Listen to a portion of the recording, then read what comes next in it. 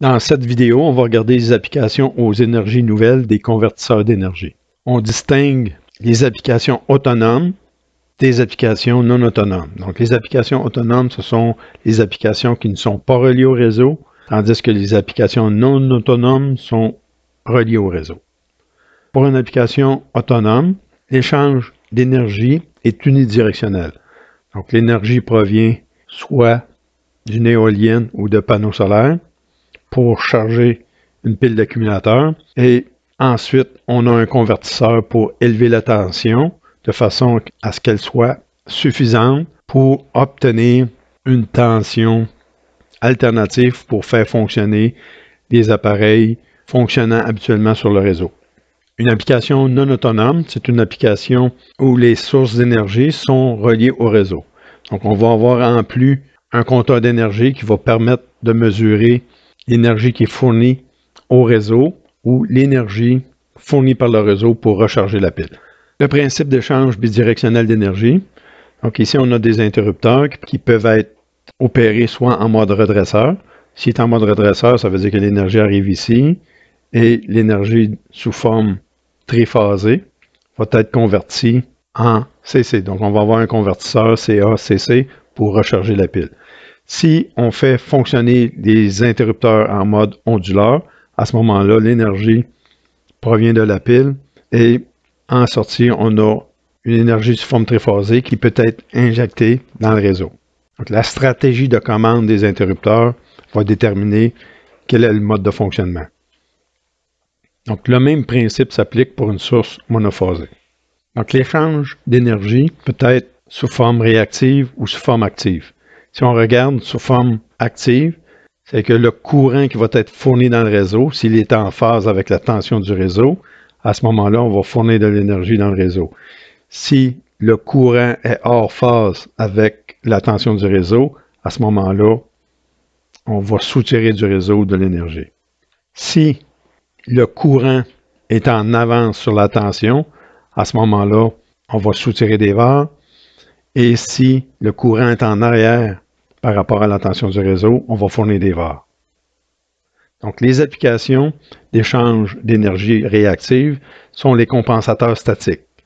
Donc, on a les SVC et les STATCOM, donc les compensateurs statiques synchrones. Les compensateurs statiques, ce sont tout simplement des banques de condensateurs qui sont commutés à l'aide d'interrupteurs électroniques.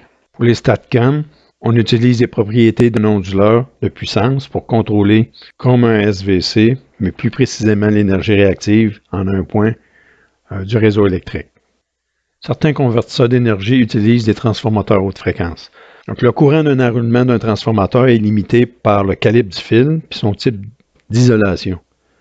Donc, à un courant égal, un enroulement qui va travailler à une fréquence plus élevée va avoir une tension plus élevée à ses bornes. À ce moment-là, ça permet d'augmenter la puissance de conversion. On a un exemple ici pour un transformateur qui travaille à 50 Hz. Si on fait travailler à 100 Hz, on peut mettre une tension aux bornes de ces enroulements 2 fois plus élevée. Ce qui veut dire que si on fait le produit VI, à ce moment-là, on va avoir 2 fois plus de puissance pour le même transformateur s'il est opéré à une fréquence 2 fois plus élevée. Les transformateurs haute fréquence peuvent travailler à plusieurs dizaines de kHz, sinon des centaines de kHz. On a un exemple ici de 2 transformateurs de 250 VA, un qui travaille à 60 Hz, puis l'autre qui travaille à une fréquence plus élevée. Donc, on peut réduire grandement la quantité d'acier et la quantité de cuivre au niveau des circuits et réduire les coûts et l'encombrement. Il y a un autre exemple ici, c'est un bloc d'alimentation d'1 kW pour ordinateur. Donc, comme exercice, vous pouvez toujours, et on voit ici la grosseur du transformateur, vous pouvez toujours comparer les coûts pour un bloc d'alimentation de type Switching Power Supply, puis un bloc d'alimentation opérant avec un transformateur d'1 kVA à 60 Hz. On utilise les transformateurs haute fréquence dans les convertisseurs CC-CC et dans les alimentations à découpage, ou les Switching Power Supply. Dans un convertisseur CC-CC, on a à l'entrée une source de tension continue qui provient d'une pile d'accumulateurs qui peut être rechargée à partir de panneaux solaires ou d'éoliennes. Et ici, on a un onduleur. L'onduleur va générer une haute fréquence et le transformateur peut élever cette tension-là, qu'on va ensuite redresser et filtrer pour obtenir une tension CC à la sortie. Donc, on peut rajouter un circuit de contrôle qui va comparer la tension de sortie avec une consigne et à partir de là, on va être capable de contrôler l'onduleur de façon à réguler la tension de sortie. Dans une alimentation à découpage, on a le même bloc. Ce qui se rajoute, on a un convertisseur CA-CC. Donc, la source d'alimentation, au lieu d'être une source CC, c'est une source CA. C'est une source alternative. Donc, à ce moment-là, on fait tout simplement redresser la tension d'alimentation et la filtrer pour obtenir une tension DC. Ici, on a un exemple de circuit push-pull à fréquence élevée. Donc, au lieu d'avoir un onduleur au primaire du transformateur, on peut avoir tout simplement deux hacheurs qui vont nous permettre un flux alternatif dans le transformateur. Donc, lorsque Q1 commute, donc la tension DC passe dans l'enroulement ici, passe par Q1. Et la demi-période suivante, c'est Q2 qui va être amorcé, donc le courant va passer dans l'autre sens dans le transformateur. On voit en sortie le pont redresseur ainsi que le filtre pour obtenir une tension continue à la sortie filtrée. On voit que les transistors Q1 et Q2 ne conduisent pas en même temps et que le rapport cyclique est d'environ 33%. Donc, on ne veut pas avoir un rapport cyclique trop grand, on ne veut pas que les deux transistors conduisent en même temps. Nous avons les formes d'ondes de contrôle et des courants dans les transistors, ainsi que dans le transformateur. On indique ici que les diodes D1 et D2 servent de diodes de roue libre lors d'ouverture des transistors. Maintenant, je vais parler de conversion d'énergie lumineuse en énergie électrique. Une jonction NP, donc on a une couche de N et une couche de P, qui est soumise à la lumière, va produire un courant électrique. Donc on va nommer cet effet-là l'effet photovoltaïque. On nomme le dispositif une cellule photovoltaïque ou bien une photopile. Donc on a les symboles ici de la photopile, donc on a une pile, on a un autre symbole aussi qui est utilisé. La lumière rentre vers le dispositif, contrairement à une diode qui émet de la lumière où les flèches sortent du dispositif. Le modèle électrique, ça se trouve être une source de courant qui va dépendre de l'intensité de la lumière. Et à ces bornes, la tension est toujours inférieure à 0,7 volts, la tension de conduction d'une diode. Donc en temps normal, s'il n'y a rien de connecté aux bornes, si on est en circuit ouvert, la source de courant va débuter en l'intérieur ici. On va voir la tension en circuit ouvert, de l'ordre de 0,6, 0,7 volts. Donc l'intensité du courant va dépendre de la lumière reçue, ainsi que les dimensions de la cellule et de son procédé de fabrication. On agence les cellules photoélectriques en modules. Donc ici, on a un assemblage qui représente un module. Donc si on en met plusieurs en série, la tension aux bornes, c'est la tension d'une cellule fois le nombre de cellules. Par exemple, ici, si on met 4 cellules, donc on a 4 fois 0,6, si on a 36 cellules, on a 36 fois 0,6. Le courant est le même dans toutes les cellules et la tension, c'est le produit de la tension d'une cellule fois le nombre de cellules. Donc ça ici, bien sûr, à cet endroit ici, ça se trouve être la tension en circuit ouvert. Au fur et à mesure qu'on va mettre une charge dedans, la tension va diminuer. Et lorsque on fait un court-circuit aux bandes de la cellule, on obtient le courant de court-circuit et une tension de 0 aux bandes de la cellule. Pour obtenir le maximum de puissance d'un module ou d'un panneau ou même d'une cellule, si on ne met aucune charge aux bandes de la cellule et qu'elle est éclairée, on va obtenir la tension en circuit ouvert. À ce moment-là, dans la charge, vu qu'il y a une résistance infinie, il n'y a pas de courant et la puissance va être de 0. Même chose si on court-circuite ici, donc la tension à ces bandes va être de 0 et on va avoir le courant maximum. Donc le produit va donner encore une fois 0. Et entre ça, si on change la valeur de la résistance ou de la charge, on va s'apercevoir qu'on suit une certaine courbe et qu'à un certain moment donné, on a le point maximum de puissance. Donc si on opère au point maximum de puissance, on va obtenir la puissance maximale dans la charge. Si on regarde la courbe de courant-tension en fonction de l'illumination, on voit que le courant disponible pour la cellule est fonction de l'illumination. Il existe une condition de test normalisé afin de comparer des modules entre eux. Les tests sont faits à 25 degrés avec une illumination de 1000 watts par mètre carré, puis un coefficient de la masse d'air de 1,5. Donc à ce moment-là, l'efficacité est fonction, bien sûr, du point maximum de puissance sur l'irradiance fois la surface. On a un exemple ici. On dit qu'une efficacité de 20% correspond présentement à des panneaux très performants. En général, c'est plus de l'ordre de 10%. L'augmentation de la température va diminuer les performances du panneau. L'effet de l'illumination non uniforme dans une branche de cellules. Donc, lorsqu'on a plusieurs cellules en série, s'il y en a une qui est moins éclairée que les autres, à ce moment-là, ça va réduire le courant disponible dans la charge. Pour corriger ce problème-là, on va mettre des diodes de contournement en parallèle avec chacune des cellules.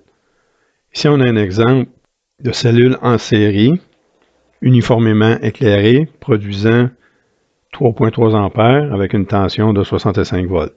Si il y a une cellule qui est ombragée, à ce moment-là, le courant disponible va être réduit à 2,2 ampères. Si on ajoute des diodes en parallèle de contournement, à ce moment-là, le courant disponible va être augmenté à 3,2 ampères. Si on désire augmenter la capacité en courant du panneau, on va mettre plusieurs branches de cellules en parallèle. Afin de prévenir le courant de retour dans une branche qui est moins éclairée, on va ajouter en série avec chacune des branches une diode d'anti-retour. Donc, le courant disponible du panneau varie avec le cosinus de l'angle d'orientation de la normale avec le panneau. Donc, pour un angle d'incidence de 0 degré, on va avoir le maximum de courant. Au fur et à mesure que l'angle d'incidence augmente, à ce moment-là, le courant disponible va diminuer. Pour un panneau fixe, l'angle d'incidence varie en fonction de la journée et en fonction de l'année. Donc, il y a des stratégies de positionnement de façon à ce qu'un panneau fixe, par exemple, puisse récupérer le maximum de l'énergie en fonction de l'année. On peut avoir une stratégie de placement du panneau mécanique aussi qui est contrôlée à tout instant de façon à obtenir le maximum de puissance à tout instant. On peut trouver le point d'opération à puissance maximale en soutirant du panneau un courant graduellement jusqu'à temps qu'on obtient le point maximum de puissance. Dépasser ce point-là, la puissance va diminuer. Par la suite, on peut avoir une stratégie de commande en fonction de l'éclairement pour s'assurer que le système opère au point maximum en oscillant alentour du point trouvé. Donc, en faisant des écarts d'un côté et de l'autre du point d'opération, on peut découvrir que le point maximum de puissance se déplace. Si on compare les variations du point de puissance maximum d'un panneau solaire, on voit ici que la tension, par exemple, pour différentes illuminations, reste alentour de 150 volts. Tandis que pour une éolienne, on voit que le point se déplace beaucoup, dépendant de la vitesse du vent. Donc, ça varie entre 50 volts et puis 200 volts. On distingue les circuits autonomes des circuits non autonomes. Les circuits autonomes, ce sont les circuits qui ne sont pas reliés au réseau. Donc, on a les générateurs d'énergie, on a l'accumulation au niveau de la pile d'accumulateurs. Ensuite, on va avoir un convertisseur CCCC. Donc, dans notre cas ici, c'est un boost pour élever la tension, de façon à ce que la tension soit suffisante pour faire fonctionner des appareils qui fonctionnent habituellement sur le réseau public.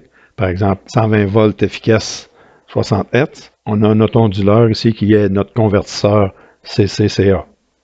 En plus, on a des circuits de protection. On a un circuit ici qui va mesurer l'intensité. Dans le cas où on aurait une surintensité, on va désactiver l'onduleur. C'est impulsion de commande au niveau de l'onduleur.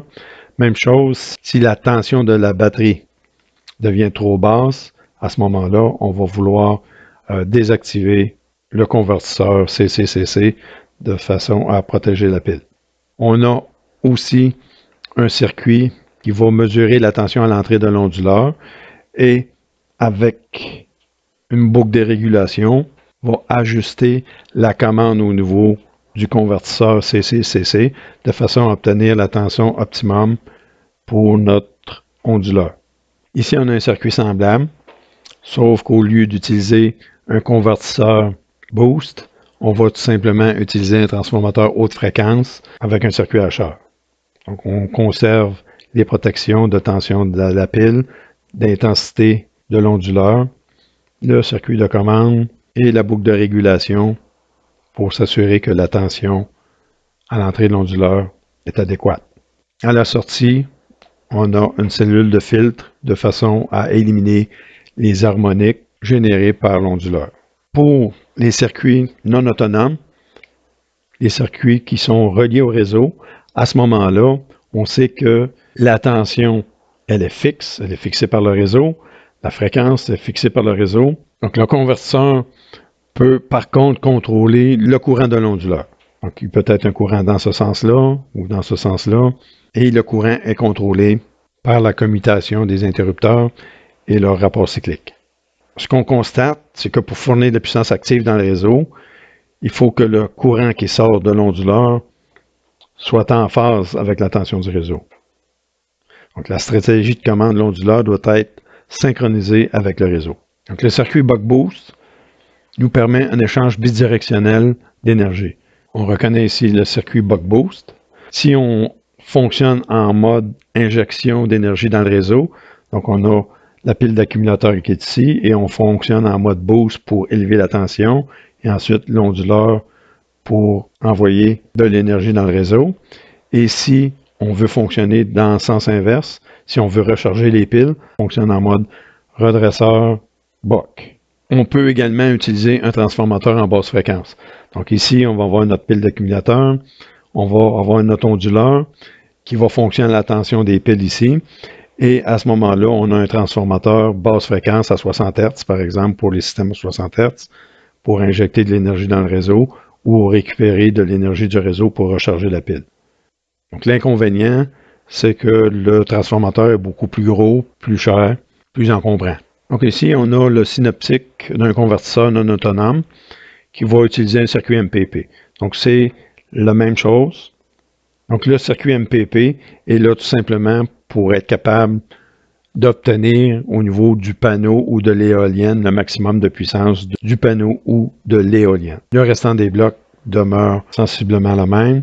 Donc on a un convertisseur CCCC qui nous permet d'obtenir une tension bus assez élevée pour injecter dans le réseau. On a les capteurs de tension et de courant. Je termine avec une image d'un équipement de ferme solaire. Terminé.